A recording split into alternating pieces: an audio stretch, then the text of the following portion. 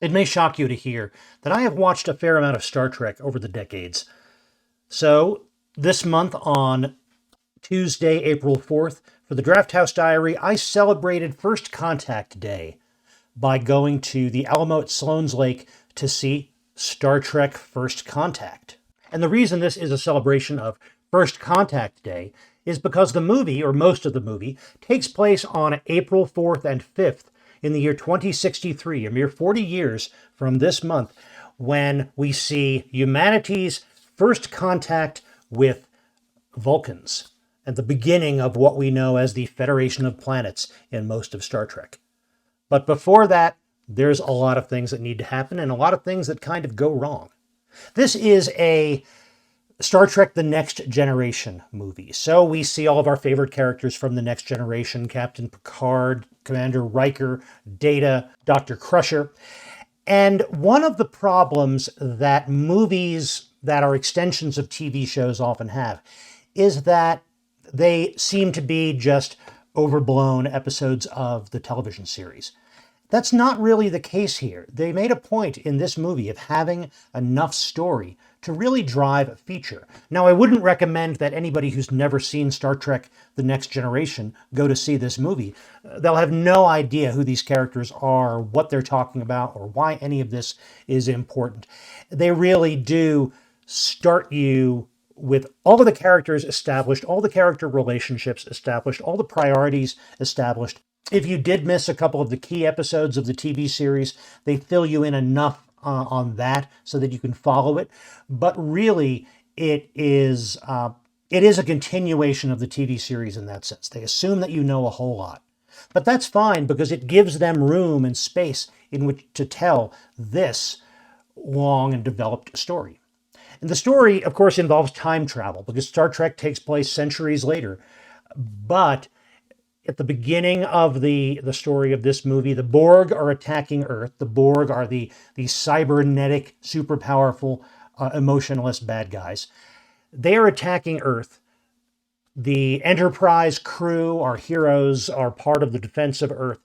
And the Borg go back in time to that day of first contact, or actually the day before, to prevent the first human warp-capable starship or spaceship from taking its maiden flight, because that is what attracts the attention of the Vulcans and leads to first contact, leads to the Federation of Planets, leads to the human race's ability to defend itself and its home planet.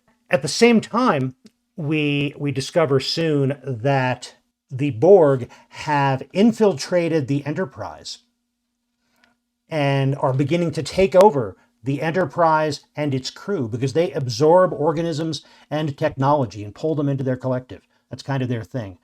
So we have two stories running at the same time. We've got the story taking place on Earth, I believe it's in Montana, where the ship that is supposed to be the first warp ship has been damaged by the Borg, and members of the Enterprise crew have to help fix it, and also to make sure that Professor Cochrane, played by James Cromwell, takes that first voyage, that first warp flight.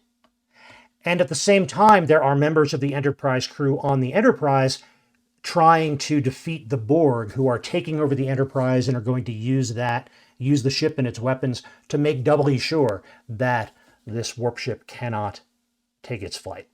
But the fact that we've got the story happening on two fronts gives us enough space to really develop something over the course of the runtime of a feature film.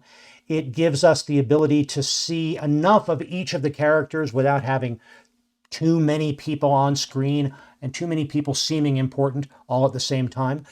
It's pretty well developed. It knows the difference between a TV episode and a feature film, and it develops itself as a feature film. And it's important for me to note that this is directed by Jonathan Frakes, who plays Commander Riker on the series. He has gone on since Star Trek to do a lot of TV direction and production and been behind the scenes on a lot of things. And this shows a very steady hand in direction. There's not a lot of variety, not a whole lot of notes to play, but he finds a good tone for this, including some of the lighter tones, some of the humor that you can find in Star Trek characters. and he develops that really well as a director, as well as playing his role as Riker. I found this a fun movie. I don't know that it's my favorite Star Trek feature film, but it's way up there. I enjoyed it. So it was good to have a chance to go see this on a big screen, which I had never seen before, and to enjoy it with other people who were there to see this movie and to celebrate First Contact Day. And for a late screening, it had a pretty good attendance. Other aspects of my visit: the staff, very friendly, very welcoming. The pre-show was, as you might expect, a whole lot of Star Trek stuff, but it was a good mix, a well-curated mix of Star Trek stuff. They had stuff from Star Trek, the animated series, lots and lots of parodies of Star Trek, and there have been so many parodies of Star Trek on every level. Some fan documentaries, fan films, clips from a Star Trek VCR board game. It was a fun reminiscence about how long Star Trek has been a force in our culture, how many things it's influenced, and how it's always treated its subjects and its characters reasonably seriously without taking itself too seriously along the way. And I think that's important. I think that's part of what keeps Star Trek viable, what keeps Star Trek fun. The food, I did have supper while I was there, and I had the Carnivore pizza. I've had that before. It's one of the better pizzas. It's a little bit heavy. It's not the heaviest pizza on their menu, but it's good. It's got that thin crust that I like, so I enjoyed that very much. And I hope you enjoyed this review. If you did, please consider clicking like down below. And if you want more Drafthouse Diaries, click the subscribe button. But most important, thank you very much for watching. I really appreciate it. I'll be back with more Drafthouse Diaries in the future. And in the meantime, enjoy your movies. And when you do, stay till the end of the credits.